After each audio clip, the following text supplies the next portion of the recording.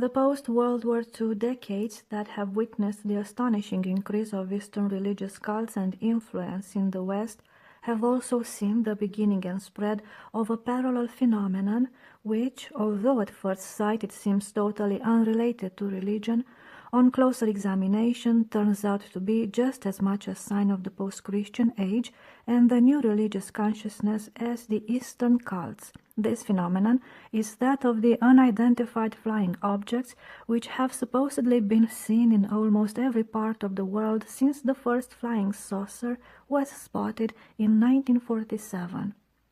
Human credulity and superstition, which are no less present today than at any time in human history, have caused this phenomenon to be connected to some degree with the crackpot fringe of the cult world. But there has also been a sufficiently serious and responsible interest in it to produce several government investigations and a number of books by reputable scientists. These investigations have come to no positive result in identifying the objects as physical reality. However, the newest hypotheses made by several scientific investigators in order to explain the phenomena actually seem to come closer to a satisfactory explanation than other theories that have been proposed in the past. But at the same time, these newest hypotheses bring one to the edge of reality, as one of the new scientific books on them is called, to the boundaries of psychic and spiritual reality which these investigators are not equipped to handle. The richness of scriptural and patristic knowledge precisely of this latter reality places the Orthodox Christian observer in a uniquely advantageous position from which to evaluate this new hypothesis and the UFO phenomena in general. The Orthodox Christian observer, however, is less interested in the phenomena themselves than he is in the mentality associated with them.